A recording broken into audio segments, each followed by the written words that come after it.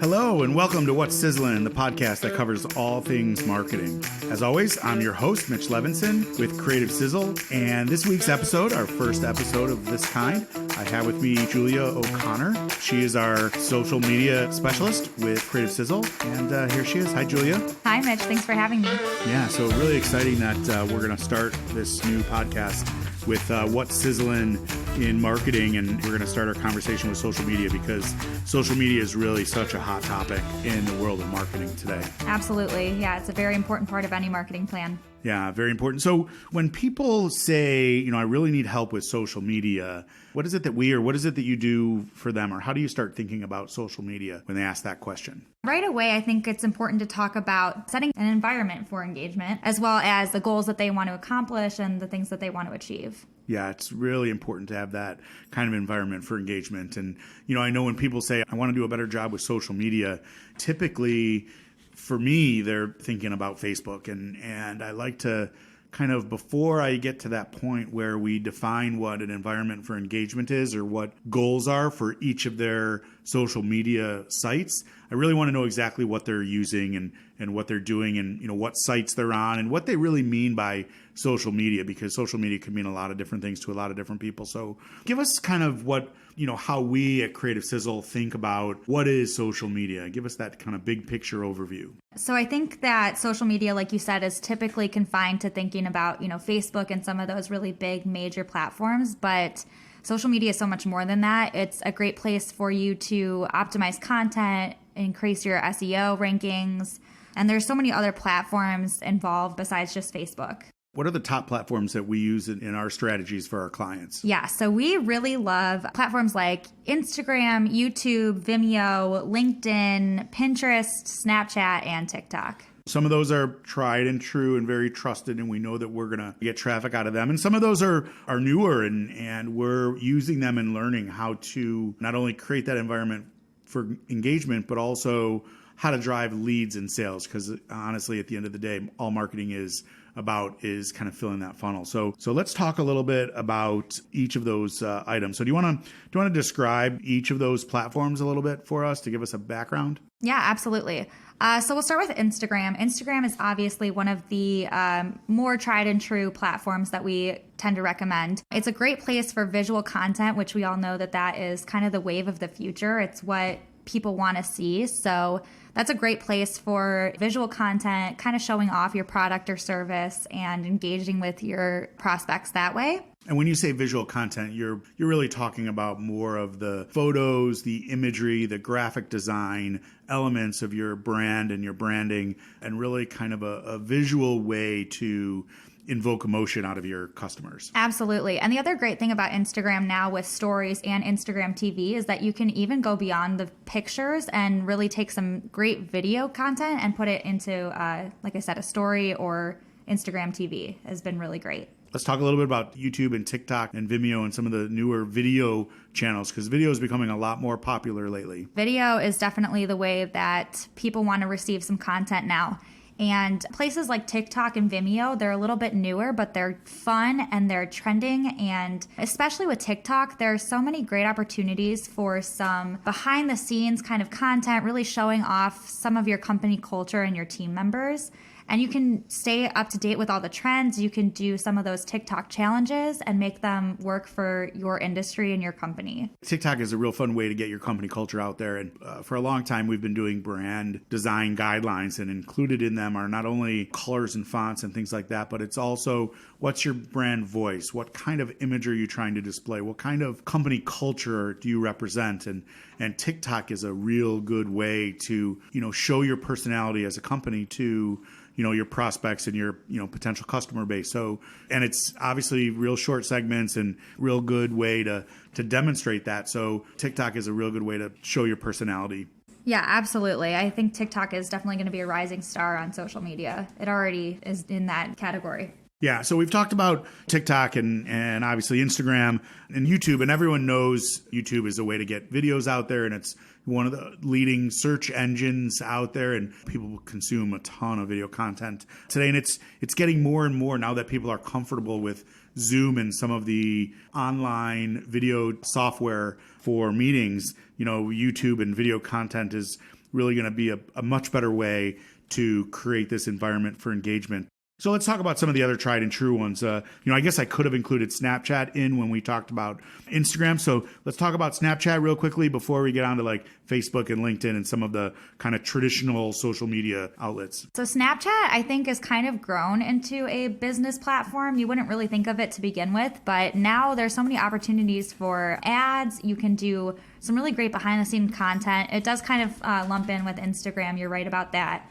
There's some really, really cool opportunities to engage with your audience and boost some SEO and get a nice ROI on that. Yeah, so that's definitely good for Snapchat. And the other thing is when you talk about who your demographic is, who your target market is, Snapchat tends to run a little bit towards the younger crowd, Facebook towards an older crowd. So you're really trying to, from a marketing standpoint, be where your audience is. So who is your target market and what tactics do you need to use in order to reach that target market? So let's talk a little bit more about Facebook and LinkedIn, and obviously those are the two primary ones. Facebook is obviously more personal and older, and LinkedIn is obviously your professional level. So give us a little bit of a blurb about each of those two.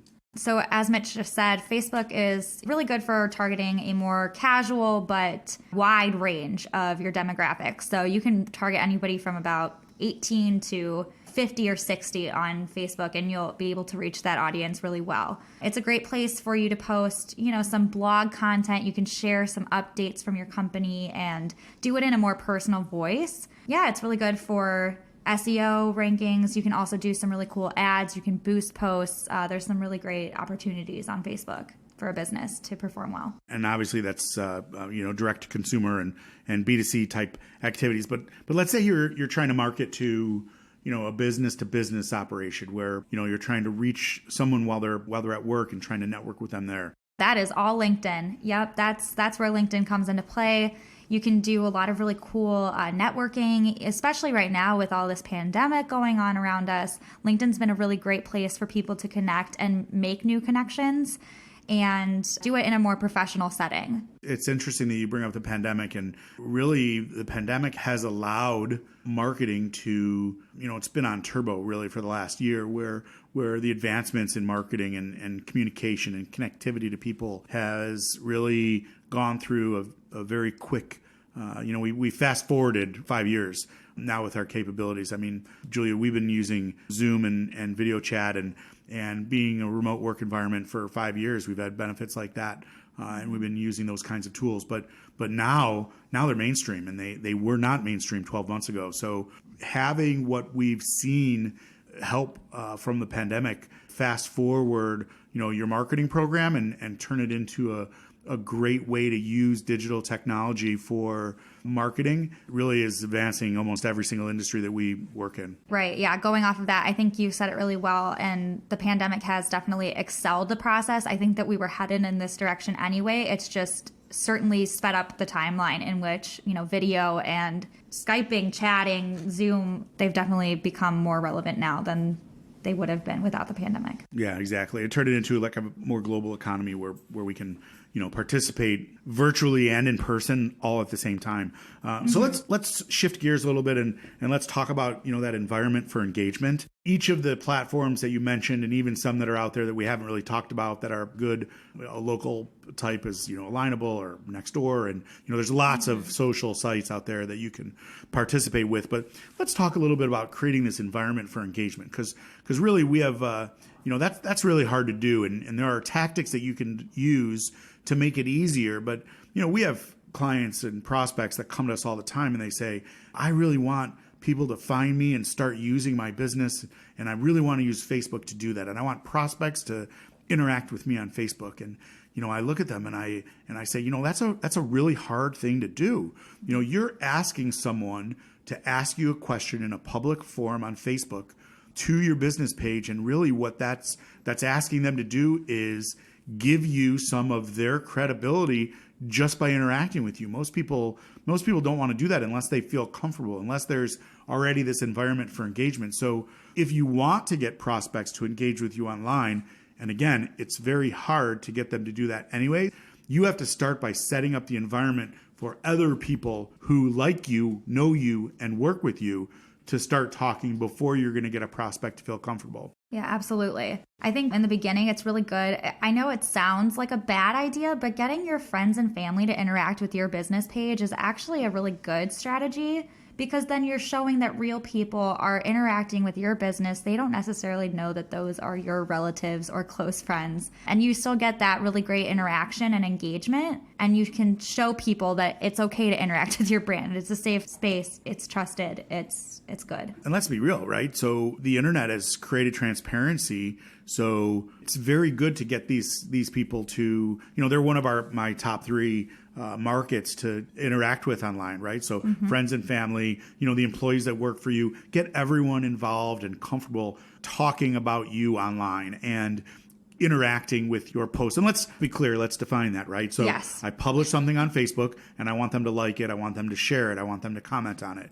Same thing about LinkedIn. If I'm on LinkedIn and I go into one of my groups from a marketing standpoint and I publish something, I want someone to interact with it and comment on it and link through it. So how do I get them to do that? I have to ask them directly. So we publish a post and I shoot a text out to everyone on the team, or go ahead and interact with it, or I send something to part of our clients that this particular post might make sense for, and I ask them to comment on it. But I proactively, outside of that network, ask them to interact with it in a way that I know is comfortable for them and a way that I know is going to get results for me. So over time, when I do that, they will start watching that feed themselves and begin to interact with it themselves. It may take 3 months, may take 6 months, may take 18 months for them to get to that comfort level. But again, if you post something that makes sense and then tell people you posted something that makes sense and ask them for involvement, engagement,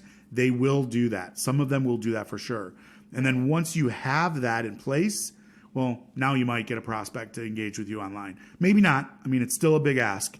But you're at least giving yourself that opportunity to do that once you create that environment for engagement. That's a great place to start, is with your family, friends, and employees. But I know, Mitch, you're a part of several networking groups and organizations, and that's another great place to start expanding once you've gotten that good foundation laid out. You can definitely start bringing that to networking groups. You can start bringing it to other businesses as you go there. There's definitely a lot of great ways to ask people for interaction and engagement. And it doesn't have to just be networking groups. I mean, if you're a larger business and you have vendors, you have suppliers, you have customers, it helps both of you. What's in it for me? You scratch their back, they'll scratch yours.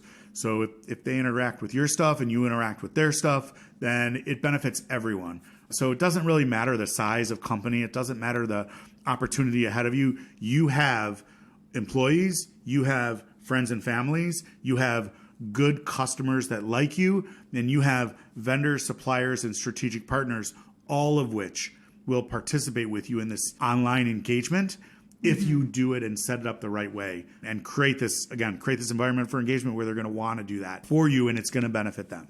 Absolutely. So now that you have this environment for engagement set up, and by the way, feel free to reach out if you have any other questions about how to set up that environment for engagement. Let's talk a little bit about not only each of the platforms, but how do I start with creating this either environment for engagement, or, I haven't really done social media effectively. I've published a couple of Facebook posts and maybe I've blogged a little bit and, some stuff like that. But how do I set goals for each of my tactics? How do I create a strategy and execute on that strategy from a social media standpoint? So I think it's definitely good to talk about the kinds of goals that you want to set, and that will definitely guide you in your decision for which platforms to use. So if your goal is to attract 100 new clients over a 6-month period, that's going to be something that maybe you want to take to specific platforms like Facebook, LinkedIn, places where you can really generate some good business and reach a lot of people at the same time. So really taking a step back and looking at what's your demographic, what's your target audience look like, and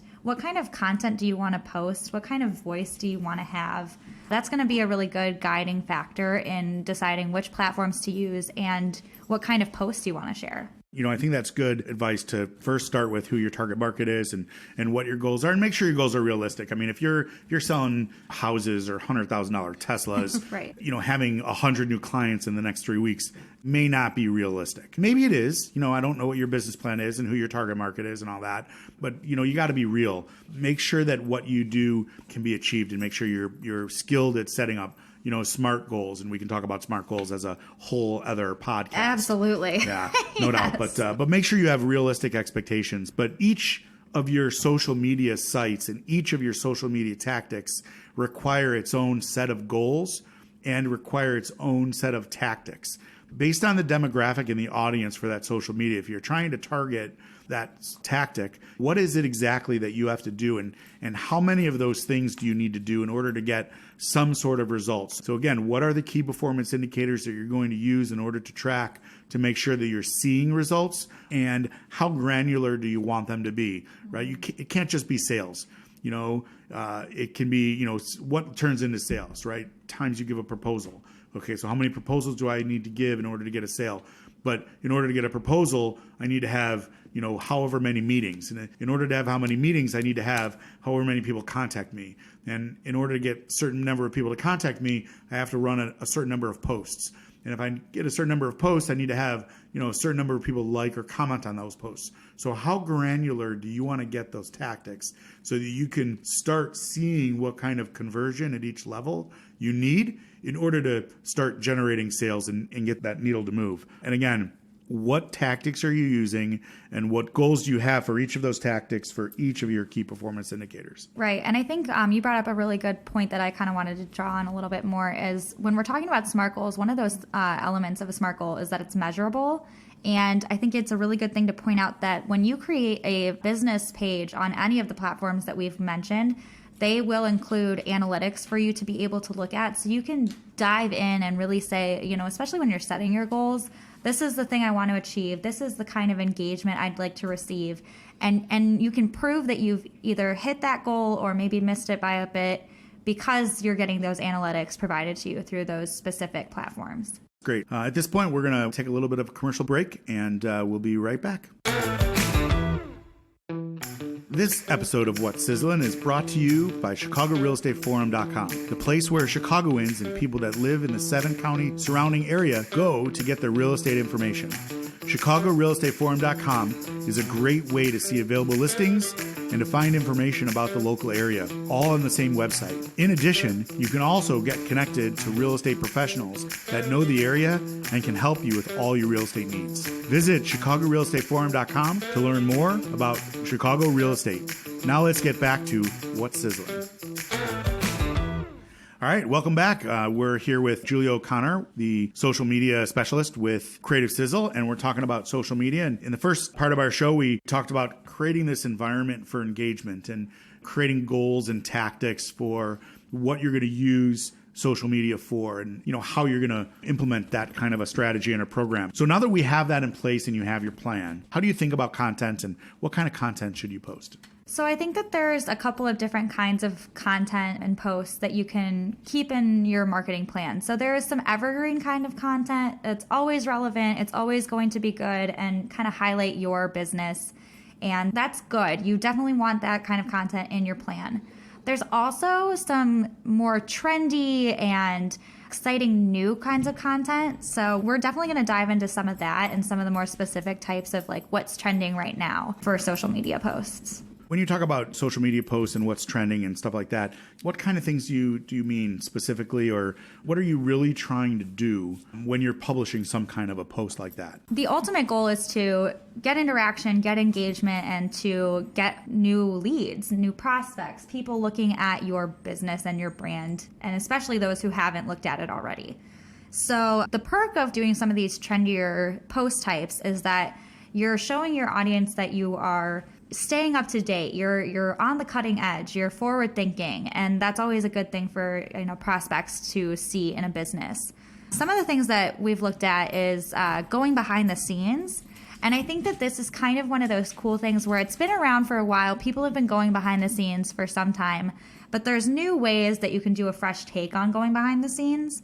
You can show your office culture, and you can actually do this a couple of ways. You can go live and kind of show organically what your office is like, but you can also do a more planned out, scripted kind of behind the scenes content. I know that sounds kind of strange, but you can show, some sillier sides of your company with a scripted video, or you can take some really great edited videos and put them up and really show off your company culture that way.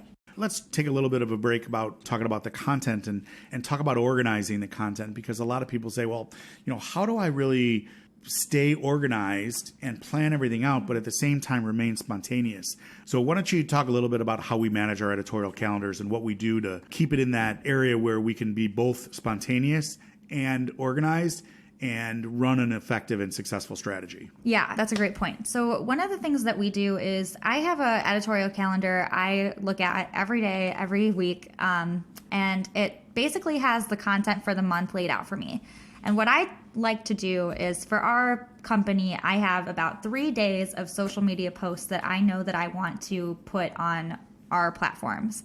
So usually those posts will include our latest blog post. I'll put like a link to that post and some good written content, as well as a visual to show it off. And then I usually have at least 1 to 2 posts every week that are a little bit more of the evergreen. They're not necessarily like a company update or a specific post, but they'll have some good information. We also sometimes include links to local events or things happening around the area, so that way we're kind of showing our community involvement. You bring up a good point. So let me just kind of summarize one thing. We use our editorial calendar in a lot of ways. One is we use it to brainstorm ideas of what kind of content our audience interacts with, absorbs, consumes. So we have this kind of brainstormed list of what should we write about, that we continue to add things to it that are both spontaneous and structured. And then we have a calendar of what we're going to publish when. And we take that brainstorm list and apply it to the calendar so we know what kind of content is going to go on what day, in what platform, when, and we keep track of that. And then on a monthly basis, we look back at our tracking report from our website and our blog and our social media sites to see what kind of traffic, amplification, interaction, whatever reach we're getting with each of our blog posts, so we know what kind of content is being consumed by our audience. And then the last thing is we kind of archive what we've already published with the results of how we've done, so that we know how to tweak our future content, so we know what's going to resonate with our customer base. So again, this is one document, one editorial calendar, where we're kind of reviewing it monthly, working it weekly or daily, and making it better every single time we look at it. And that's something that we help our clients with also. If you're listening to this and you say, oh, that really makes sense, but I really don't know how to do that, feel free to reach out and give us a call, and we'll happily help you set up an editorial calendar. Whether you have us help you run it or whether you run it yourself, we'll help you set it up so it's good to go, because we've been doing this a long time and we know the easiest way to help set it up. Because again, maintaining that personality of your business, maintaining your company culture has to come through. But organizing it in a way that allows you to be who you are, the way that we do it, makes a lot of sense and creates an easy way for you to do it. No matter what kind of culture you have, no matter what kind of company you are, no matter what kind of environment you're in, creating this editorial calendar makes a lot of sense. Yeah, I also want to clarify one other thing. And when we say like spontaneous posts, like today, for example, I did a quick little behind the scenes photo of our podcasting setup and our big white screen behind us and everything, all the mics and cameras. So that I would consider more of a spontaneous post. But when I say spontaneous, I mean it's still somewhat planned out. You're still prepping in some way for this kind of content. It's more of spontaneous in the sense that it's not necessarily something that you were always planning on doing. It's not going to be that evergreen kind of content.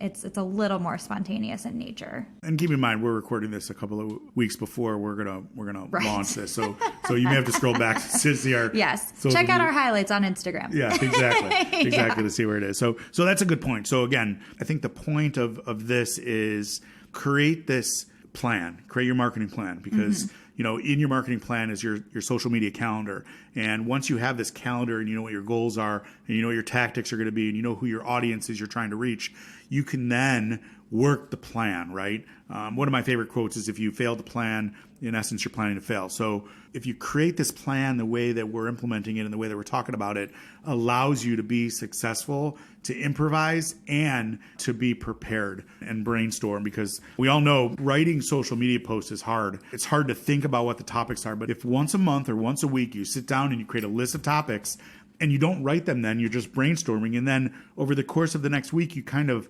think about those topics.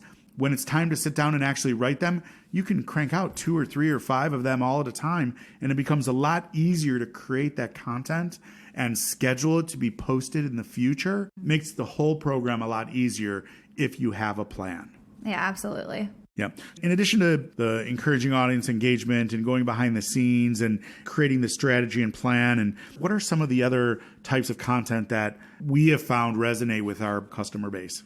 Going live, there's something to be said about that kind of organic and raw content. When you're showing off something in the moment, people like to feel like they're a part of what's going on, which is why that live content is so powerful, because it lets people feel like they're there with you. They're part of your process, they're part of your business, and they're getting a behind the scenes look at what their favorite brands are doing. So we definitely think that going live is a really great strategy for social media.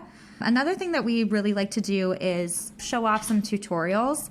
And you can do this in a lot of ways. You can show off, a product tutorial or a service tutorial. You can kind of give your audience a glimpse into what working with your service or product would look like, which is really powerful and engaging content. It's funny, when I first started in the business and I, started my first agency, I used to give away free advice on how to do SEO, and everyone would say to me, "What are you doing? People are just going to take your tactics and they're going to run with it. They're going to do it themselves." And I said, but that's okay. If they do it themselves, they'll at least know how to do it right. And what I found was most people don't do it themselves, and they don't want to do it themselves. They want to hire the person that knows what they're doing in order to do it for them. So just like we're sharing with you about the editorial calendar today, some of you will take it and run with it and take the idea, and that's fine. Some of you will ask us to set up the editorial calendar and you'll run with it. That's fine also. And some of you will want us to help you with it, and that's also fine. But people like to know. There's a lot of do-it-yourselfers out there that if we give them the information, when they do need help and support, they're going to come to us, and it's fine. It's great. I want to be a cheerleader for industry. I want people to do it the right way, regardless of if they're going to use me or not. And you know what? For the most part, they're going to end up coming back anyway. Right. And if they do, that's great. And if they run it with themselves, that's great too. That's fine. And I think that's a perfect full circle thing of, going back to, people like to work with businesses that they know, like, and trust. And when you're giving information like that with no expectation of, you're going to use my business to complete this task or to do this correctly, it really builds a sense of trust and appreciation between you and the client. And like you just said, they'll likely come back to you regardless of whether they needed your help with that initial tutorial or if they want help with something else in the future, they'll come back to you. Yeah, and that's true. And anyone who knows me for 3 minutes knows I like to talk about marketing, and I like to talk about helping people, and I like to talk about coaching and personal and professional development and growth. And most of my life is focused around that. So let's talk a little bit about just the content itself, right? So there's a written content. We've talked about video content. We've talked about visuals. When we apply that to the concept of social media, talk about big picture, how you put them all together. One thing with social media that you're going to want to keep in mind is that most of these platforms are going to favor visual content with little to no writing in them. So that's something to keep in mind. You also want to make sure that your visual content is real and looks happy and engaging and interactive. Things like that really draw in people's attention, and it creates a great place for engagement to occur. The other thing with written content is you want to be using hashtags. You should check into places or, mark your location, kind of give people a lot of information and ways to follow up with you and feel like they're a part of your business again. So things like the hashtags, checking in, tagging people or other businesses, that's all huge for the written content on social media. So let's talk a little bit about the benefits of social media. We talked about some of the goals, tactics, talked about the media, the places. We talked about the type of content.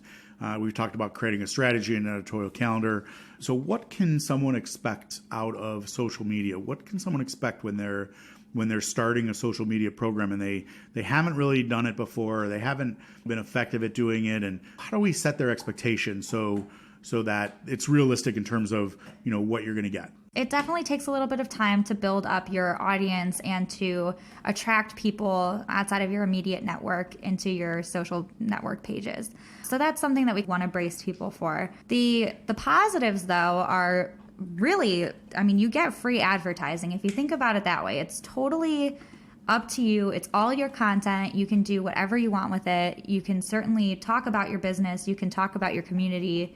And it's all free. Yeah, it just takes the time required to put it all together and publish it. And there's nothing better. So when we run social media programs for our clients, there's nothing better than setting up this environment for engagement and working the system for 6 months or so. Sometimes it happens earlier and sometimes it takes a little bit longer. But once we get it set up where it's working, where someone asks a question and one of their audience members answers the question for them, there's no better credibility than a past customer who owes you nothing answering a question for a prospect in a way that makes you stand out. So you create this loyal brand advocate. And again, like Julia said, it's free advertising. It's, I asked a question about something and it's answered by someone that went through the process to begin with and is happy with the outcome. So yeah, it's definitely third-party credibility is definitely a great byproduct of